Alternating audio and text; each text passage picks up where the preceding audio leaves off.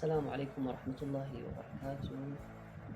اليوم راح نرسم بيئة عراقية بشكل سهل بالألوان المائية وبتقنية الترطيب. أول ما أجي راح أرطب الورقة بشكل كامل،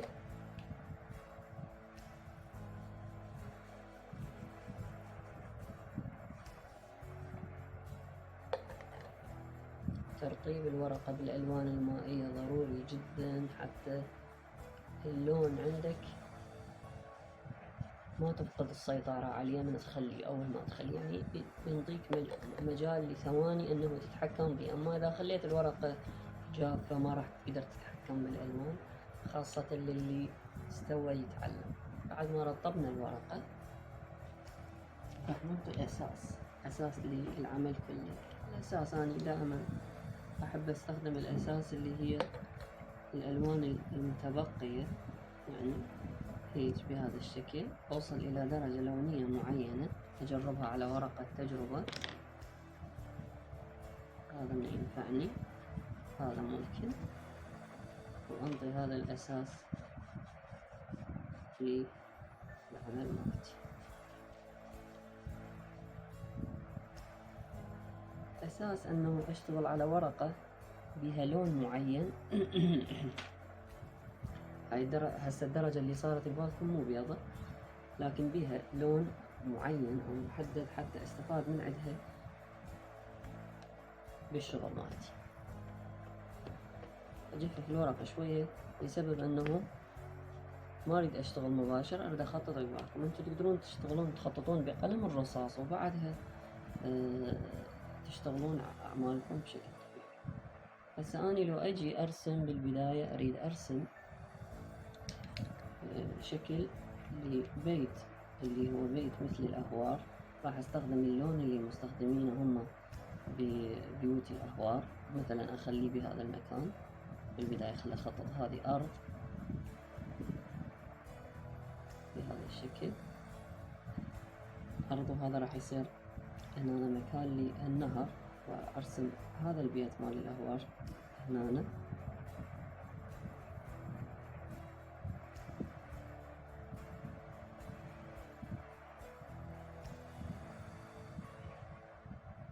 وهذا البيت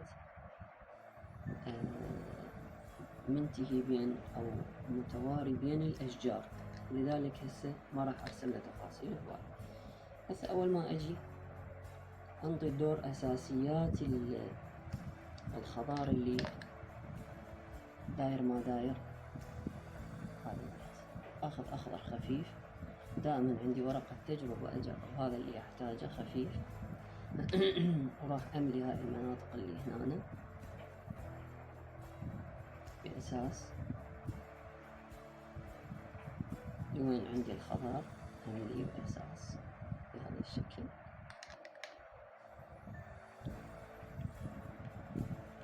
أخذ أيضا أخضر أجربه أخففه دائما، أملي الأساس مالتي. أيضا عندي هنا أني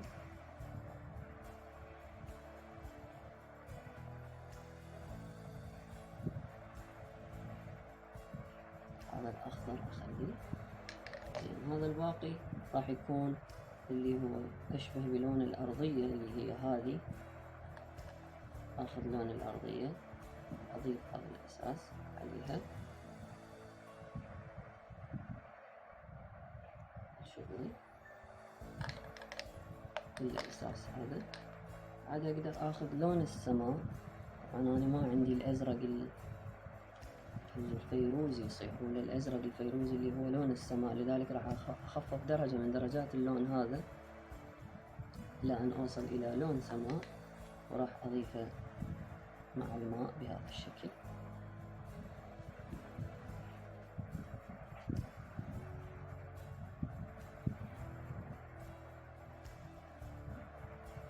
هذا كله قاعد أنطي أساسيات.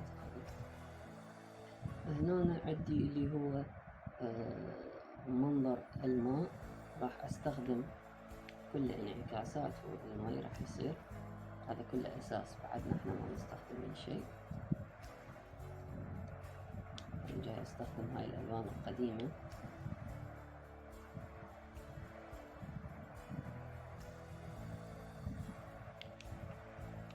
بالاطراف.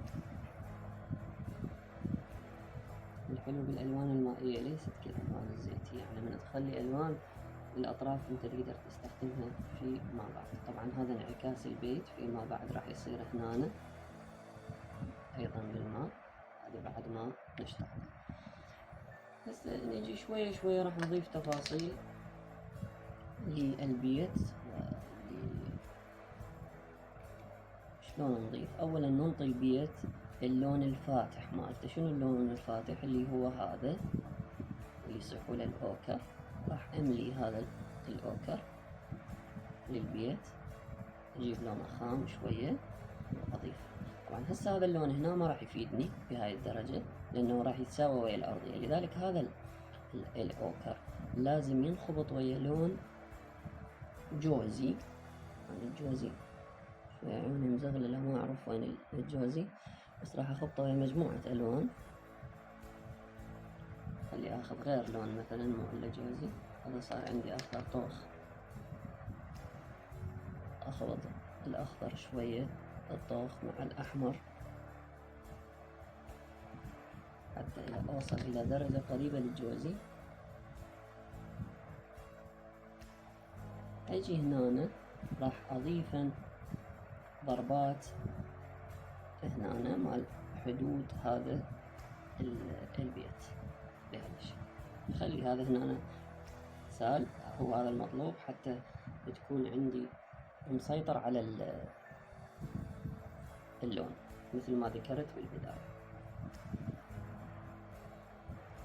اخلي حدود للكهف هذا مالتي اللي رسم الكوخ، بعدين اخطط الباب مالته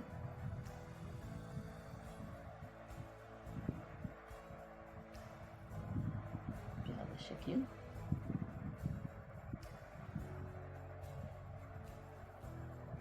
هي تفاصيل المنازل الأهوار عديدة، بس عادة يخططوها بهذا الشكل. هنا أنا راح آخذ لون قريب على أسود، مو أسود يعني الأسود أخلطه ويا هاي لأشكل الباب، لأنه الباب مالتهم تصير مقوسة عادة بالأهوار، حتى ما تتوه من عندي من أشتغل بقية التفاصيل. هسه هنا راح انطي اساس نفس اللون اللي انطيته كله، خففه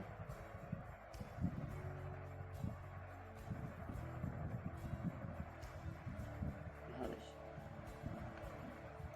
هسه اجي للون اللي اريده جوزي، اخذ اخضر ويا احمر شوية واظل اخبط بدرجاتهن حتى يطلع لي لون قريب للجوزي، لان انا قلت لكم هنا ما عندي جوزي، واذا ما عندي جوزي عادي اقدر اتصرف بخلط الالوان حتى اقدر اوصل الى درجة تشبه الجوزي.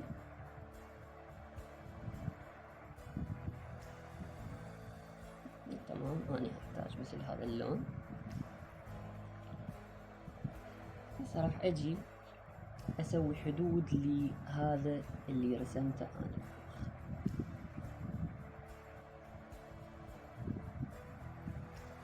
لانه هو عبارة عن قصب، القصب الى بكل مكان حدود.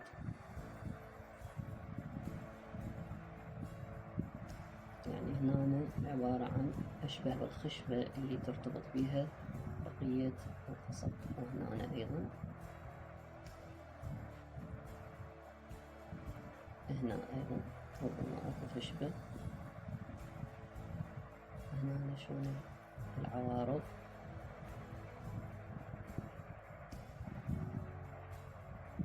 هنا أيضا بهذا الشكل. هنا راح تكون القصب مبين عندي بهذا الشكل.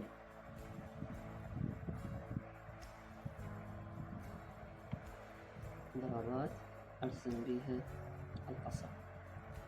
هنا راح يكون عند أطراف النباتات عندي طوخ البيت، لأنه كأنه ظل النباتات، فمن نرسم النباتات راح يكون اكو ظل. طبعا هاي هنا بهذا الشكل،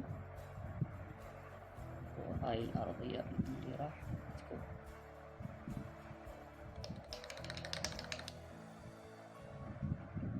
هاي الأرضية حتى ما تختلط وياها.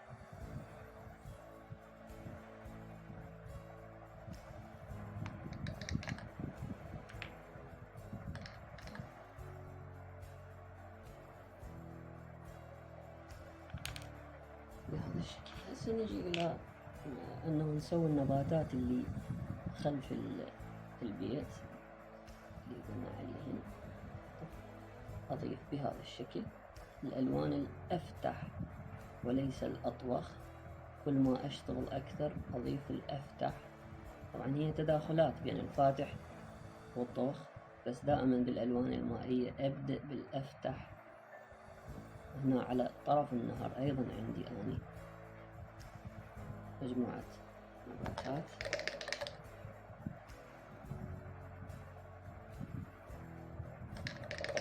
أريد أفتح أني دائما أفتح، أخذ هنا هذا كله أساس. هنا أيضا عندي هذا الأساس.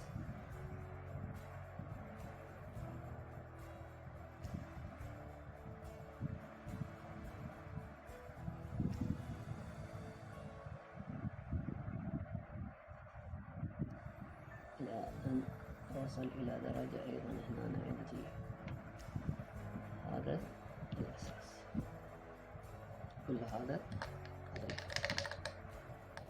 هسه شو أريد أني؟ أريد أشتغل شوية انعكاس هذا البيت هنا بالماء. أول ما أجي أشتغله، شلون أشتغله؟ أشتغله لازم الورقة بها رطوبة، لذلك أول ما أجي شو أسوي؟ أرطب الورقة مالتي، لأنه هو لازم يبين منعكس بالماء، إذا لازم يبين بإيحاء ماء. إذا رسمت على الورقة جافة كلش هاي صار خطأ. هنا أنا ماكو مشكلة، نعالجها. فأضيف هسه أنا هنا انعكاس للبيت بهذا الشكل. بعد ما أضيفه وأضيفا لمسة للباب مالته بهذا الشكل حتى يبين انعكاس عندي، وأملي الداخل مالته خفيف. شوفوا شلون جاي يسيح بالمي وهو هذا يبين انعكاس. وأجي أضيفا الخضارات اللي بأطرافه، أفتح لازم أطرافه منا وأطرافه منا بهذا الشكل.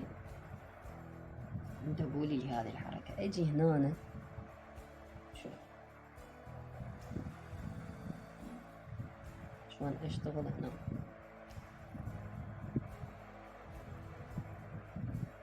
حتى أبين شنو هذا انعكاس.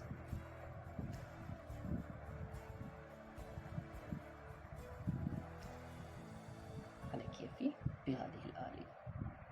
في البداية أيضا لازم أسوي حدود لشغلي، هذا قصدي الأرضية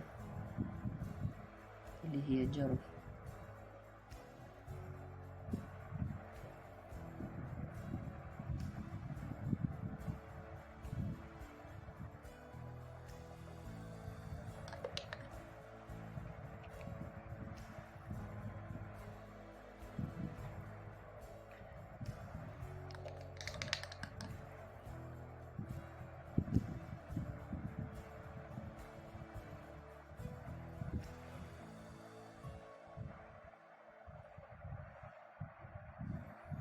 وأتركه حتى يجف. أتركه هسه حتى يجف. انعكاس بسيط تسوي، مو فد هوسة، حتى ما يصير عندك خلل. هسه أجي أرسم بقية التفاصيل. يعني مثلا أنا أريد أن أرسم، اللي أخذ فرشة أنعم، أريد أرسم مجموعة نخيل. أخذ أساس للنخيل، لجذع النخيل مثل هذا اللون، شوية أخذ من أحمر، أجي أسوي مثلا فد نخلة هنا بهذا الشكل. هاي وحدة. ونخيل بعيد متواري بين الأشجار، هاي النخلة الأولى قلنا هنا راح تصير، نستخدم الفرشة الأنعم. ونخيل آخر متواري بين الأشجار، يعني مثلا هذه عالية، هاي أنصة، هاي أنصة، بين الأشجار يصير مجموعة هواي. وعندي وحدة كبيرة هنا مثلا بين الأشجار، هذا كله أسس قاعد أني الأماكن نخيل. عندي وحدة مثلا ممكن تكون مبينة بعيدة خلف الكوخ، ممكن وحدة متوارية بين الأشجار هنا أيضا، ممكن وحدة هنا أخلي، وممكن أخلي أطراف وحدة هنا بأشكال النخيل، لأنه البيئة العراقية مجملة هي عبارة عن نخيل. راح أجي أضيفا بهذه الفرشة. شلون أرسم النخلة؟ شوفوا هذه الفرشة العريضة، أجي آخذ أفتح لون، هذا أخذ وياه شوية أخضر حتى يصير عندي لون فاتح، لأنه ما أبدي بلون طوخاني. وهذا نفس اللون أذب مي عليه. ليش؟ شوف انتبه لي، حتى أنطي أساسيات رسم النخلة. أساسيات شلون أرسمها؟ باوي عليه بهذا الشكل. لأن أستاذ مو هي سعف، ما يخالف بعدين أراويك شلون نطلع ضربات السعف. بهذه الخفة أنطي أساسيات النخلة. أنطي أساسيات النخلة بعد اللي هنا مثلا قريبة، أنطي أساس للنخلة اللي أبعد منها، واللي بعيدة هنا، واللي هنا. المي شوف هسه لأنه مروحة فوقاي ثواني ينشف من ما استخدمه.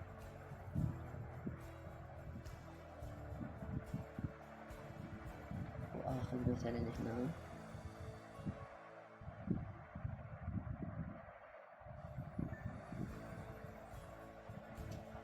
حطيت أساس، سواء على مستوى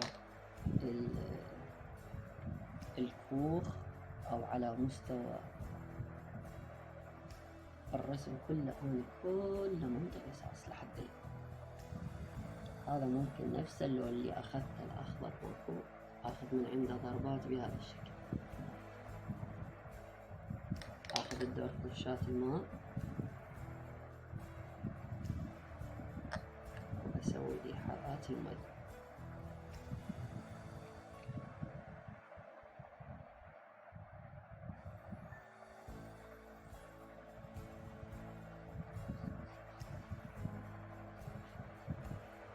أيضا منها عندي خضران، اللون كلش سريع قاعد ينشف، يعني بحيث ما سيطر على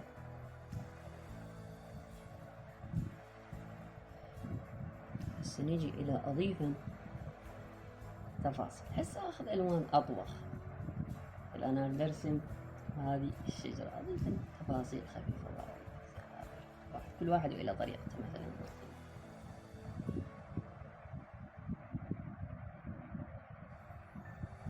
أقدر أخذ أصفر مثلا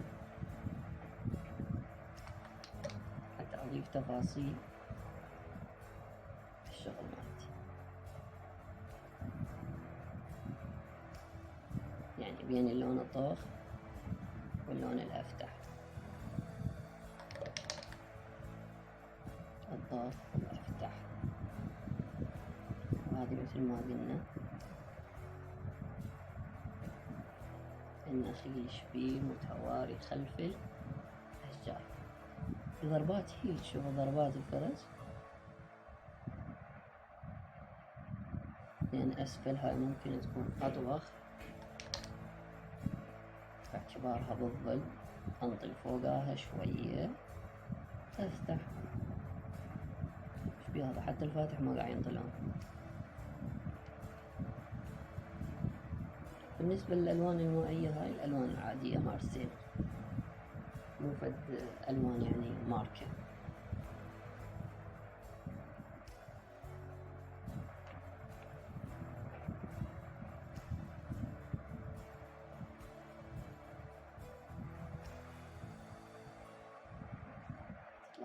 تفاصيل شوية شوية.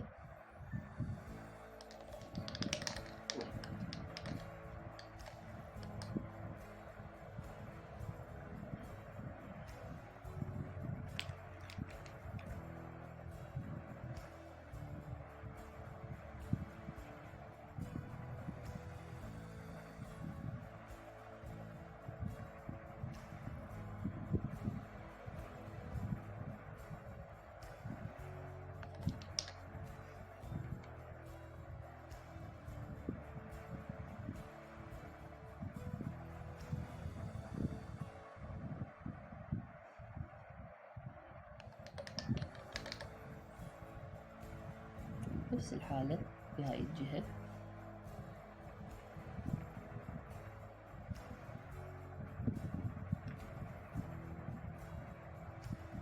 ضيف تفاصيل، تريد بهذه الطريقة، تريد بطريقة أخرى تضيف تفاصيل لإيحاءات النبات، أنت حر.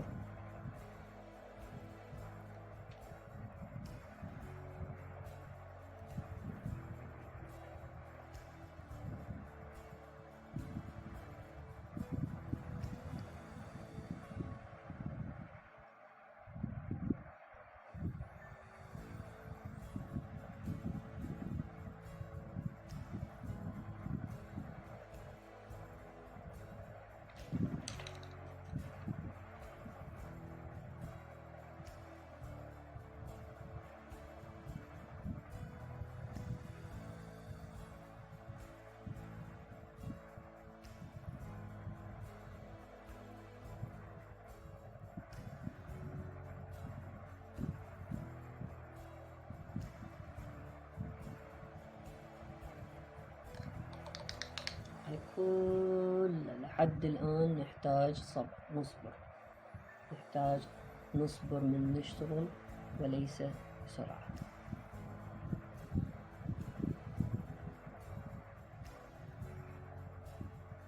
هذا الأطراف مع البيت تصير ورا، تاخذ ظل وندرجها.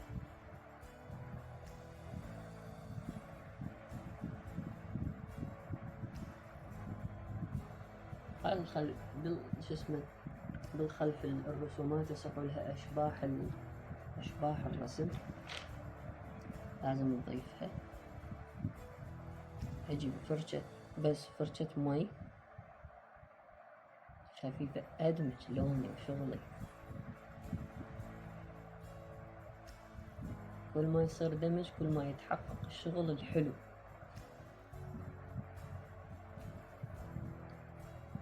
هاي فرشة رغم فرشة مي بس أخذت لون من ربعها.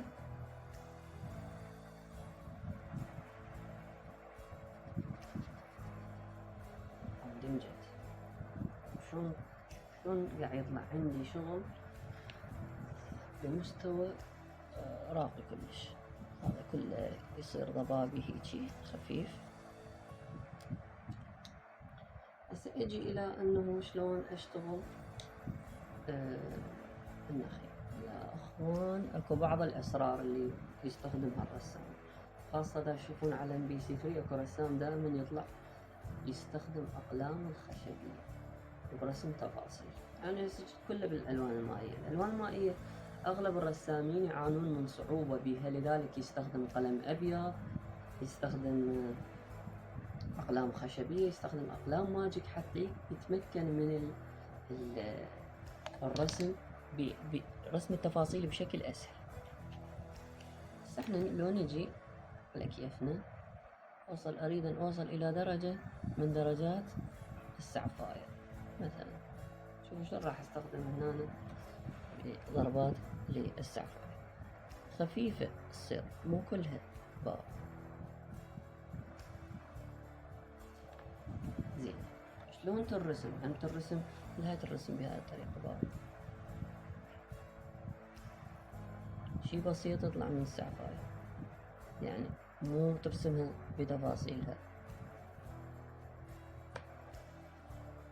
انتبه لي بهذا الشكل مدمجة، مو مثل قلم الرصاص.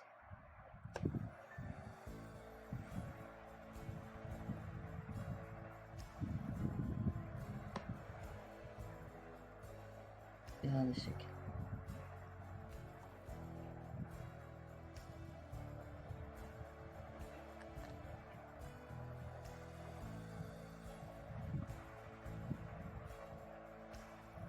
أتمنى يكون الدرس هذا مفيد سواء لطلابي القديمين بالكلية أو لطلابي بالمدرسة حاليا.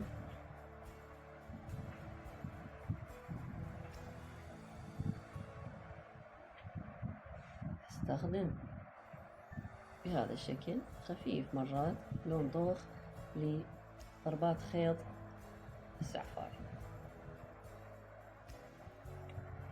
وأجي أخفف اللون.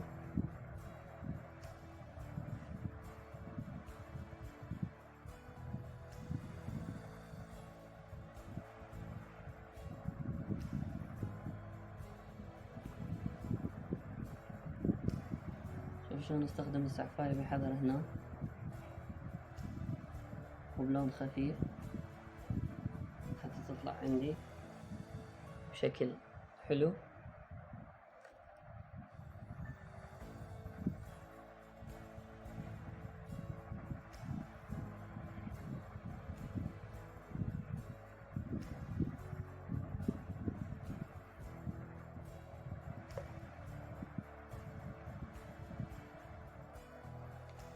جاي أسوي كمية أني لون للسعف بس قاعد ينشف بسرعة.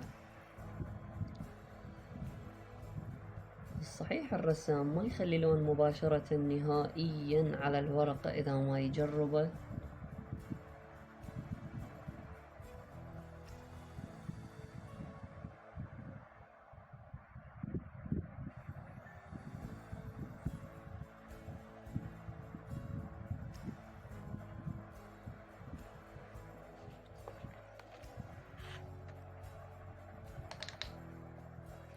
هم خلصت؟ لا ما خلصت، نتركها شوية تنشف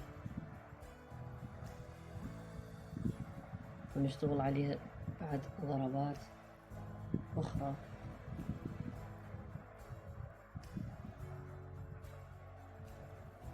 يا الله.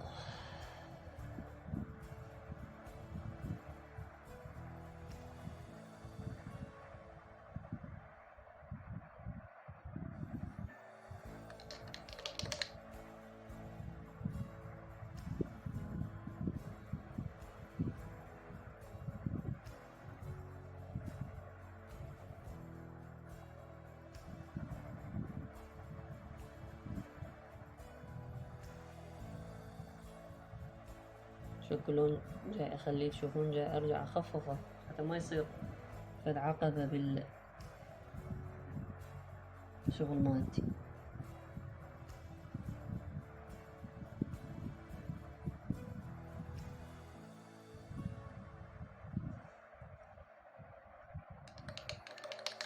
هكذا أشتغل بقية أشجار النخيل. هسه مثلا خلينا نجهز لون أشتغل هذه اللي هي أقرب من هذيك، يعني أشتغلها بهذا الشكل.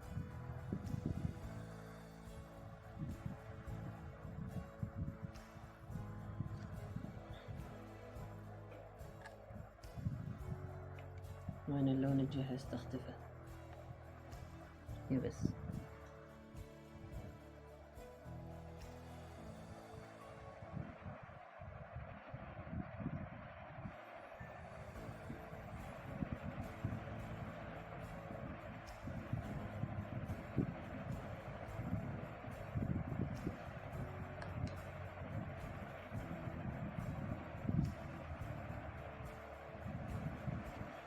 أعمل مستوى الدمج باللون ضروري كلش، فهذا راح ينزل عليه من على هذيك الشجرة متداخل الرسم.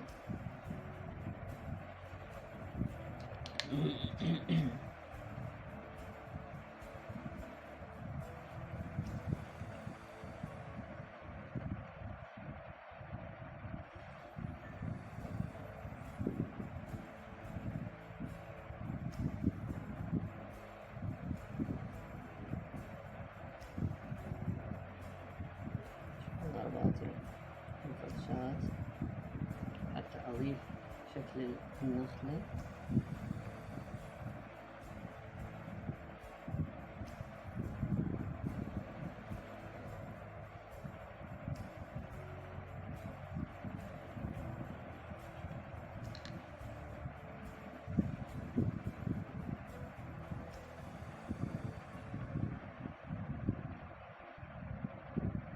نفس النخلة بس حبيش نتوءات قليلة، مو هواي، نتوءات قليلة يعني مو كل الأماكن.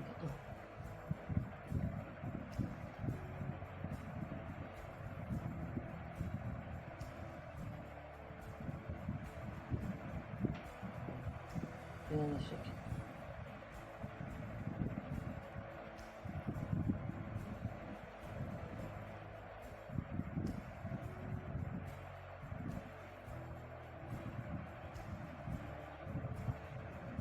كل هذا الشغل يحتاج وقت.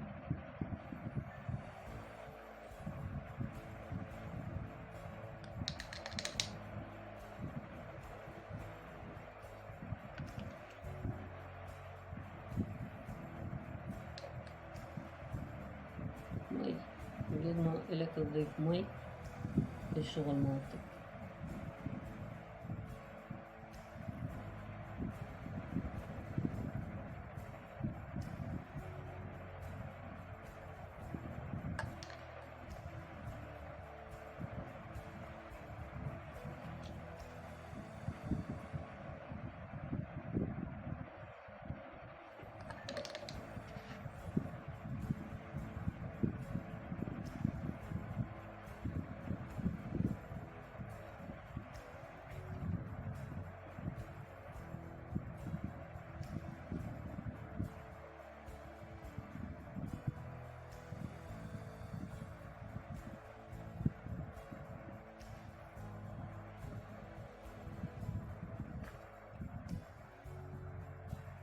جمالية الألوان المائية مرات يخلو من التفاصيل، يعني شلون مموه، يعني مو تقول بذاك التفاصيل، هو إيهام يصير.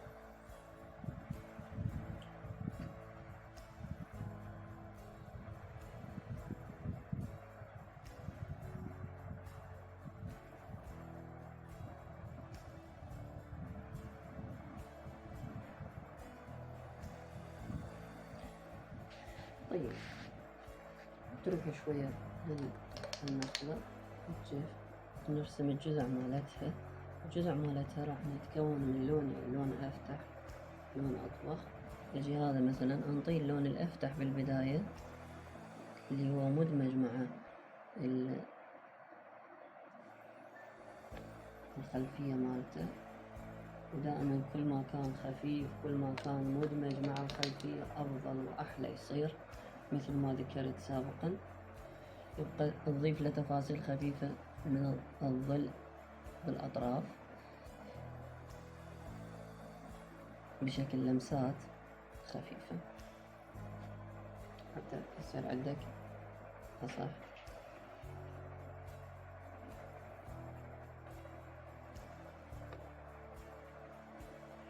أيضا راح أجيب الفرشة الكبيرة مالتي وأمشي عليهن هيج حتى يتموهن، وجذع النخلة أيضا يتموه مع الخلفية. يعني أنا هسه ما أريد أن أشتغل شيء اسمه جذع نخلة بالتفصيل، وإنما أريد أشتغل مكان ممتلئ بالخضار وشي متداخل على شي متداخل على شي، حتى اختفت عندي جذوع النخلة أو السيقان مالتها بين الأشجار، وهذا اللي أريده، مجموعة أشجار، حمضيات، أشياء بيها، ما معقول أنه يكون بمكان واحد أرسم فقط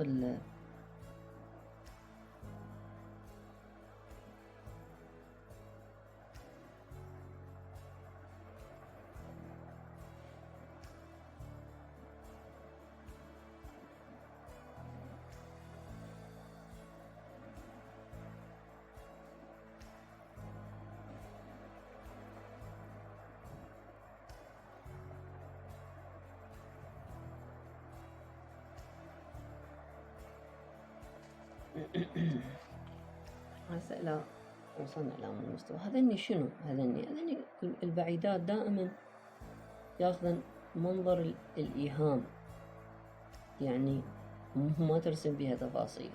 هاي أصلا هاي ما رسمنا بين تفاصيل، لكن شيء خفيف يعني نقول، بس الأبعد ياخذ شيء إيهامي أيضا بدون تفاصيل.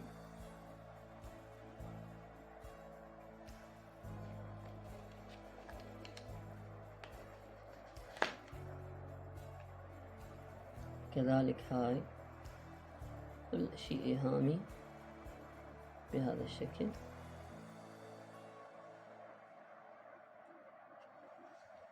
البعيدة ذيك أيضا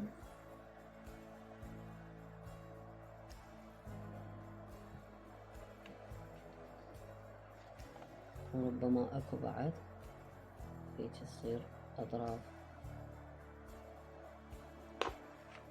هذا كله هو مجرد إيهام، بس شنو هذا الإيهام؟ شغل حلو.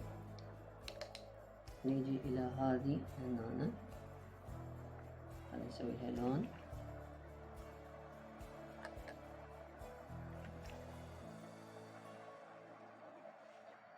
يا الله، من هنا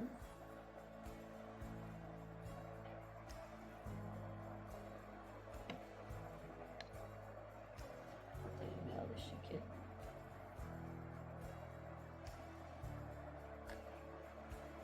أساس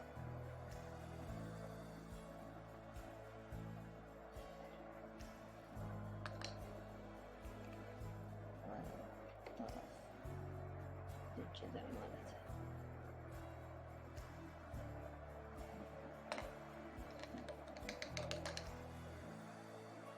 أيضا هذا الأساس مالتي أخذ لون شوية أطواخ مع لون أصفر مع لون أوكر، حتى أضيف إيحاءات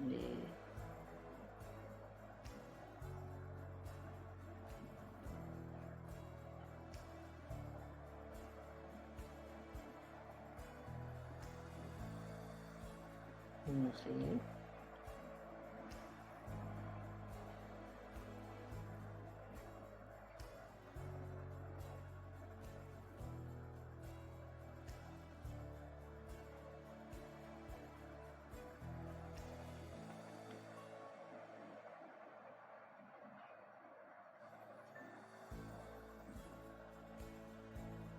بهذا الشكل.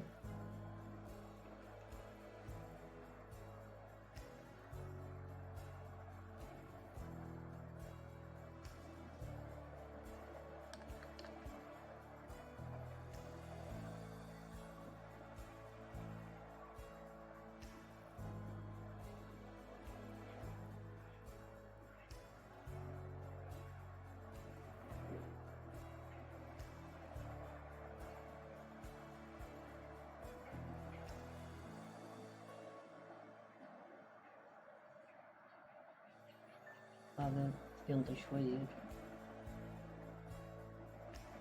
إيحاء.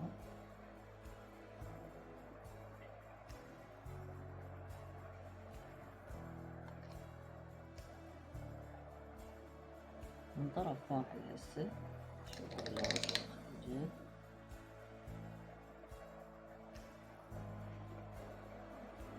طرف واحد أقدر أضيف من طرف واحد من السقف طبعا أضيف لون أطوخ.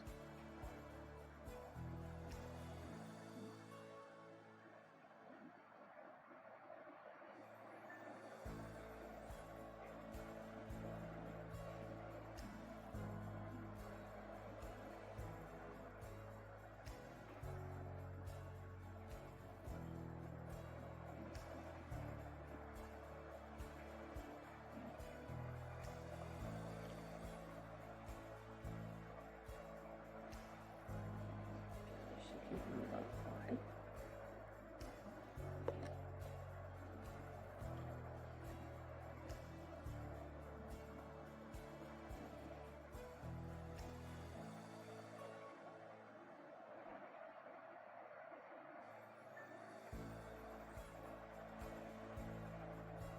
هنا أيضا من طرف واحد.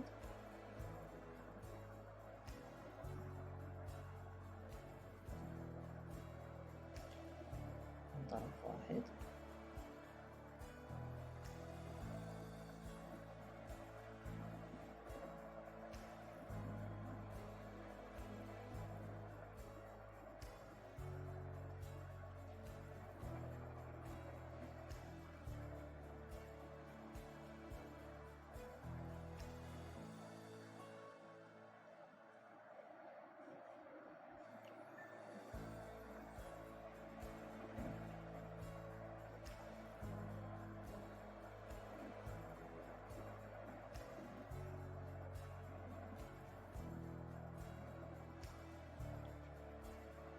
تقدر تضيف لها بعد تفاصيل إلى أن تصير أكثر قوة يعني من بالنسبة للنخلة.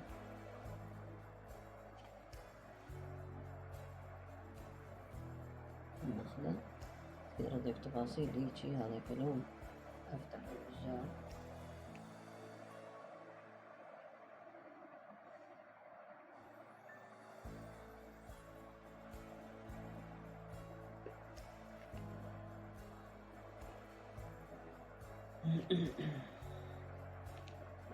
شكل يصير.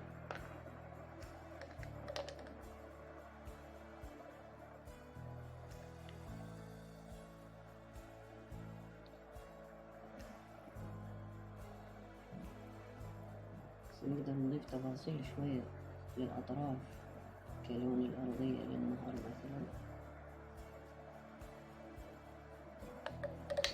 باعتبار أكو لون طرخة هنا.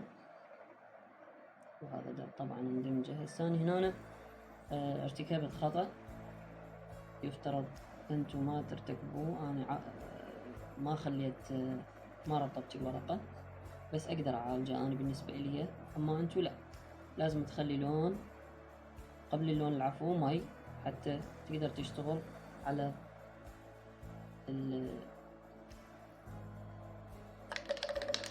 الورقة بدون مشاكل. هنا احنا اي شيء لازم نخليه باللوحة لازم يكون انعكاسه بالماء، لذلك لازم انعكاس السماء ياخذ الجزء الأكبر اللي هو اللون الأزرق.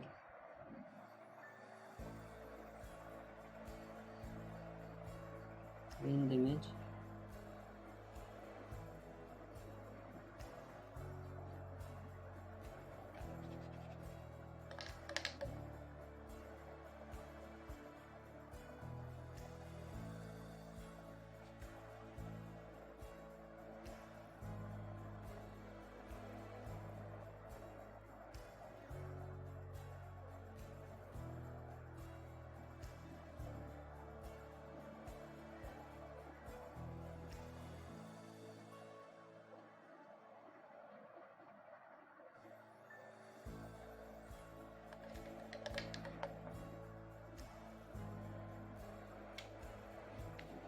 أيضا إيقاعات الأشجار اللي راح نضيفهن داير ما داير البيت راح يكونن بهذا الشكل. طبعا بالبداية هنا نخلي مي، ومن راح نضيف إيحاءات راح تتدرج.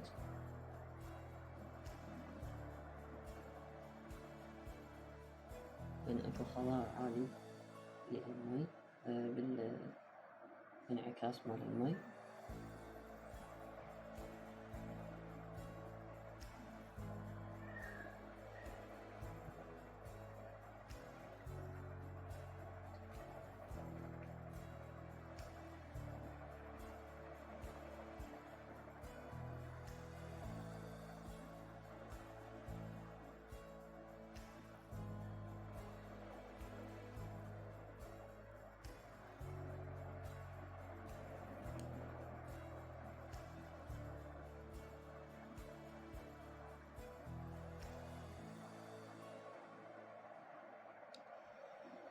حتى يكون الانعكاس صحيح. عندي إيحاءات أخيرة للماء اللي هي سحب رشات بهذا الشكل.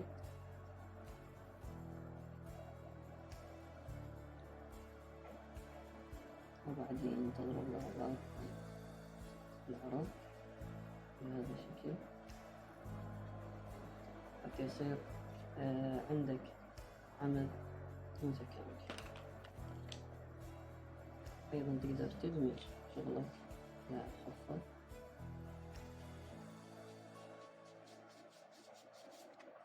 في حال أكو لون أبيض متبقي تقدر تتخلص منه بهاي الخلطة. بس شوفوا عندنا صار العمل يعني نوعا ما متكامل وحلو. يا رب تكونوا استفادتوا من هذا العمل. طبعا هو طويل واخذ تقريبا 46 دقيقة، بس الألوان المائية ممتعة كلش وتستحق أنها تصرف عليها هيج وقت. هذا لا شيء بالنسبة للألوان المائية أنه 40 دقيقة.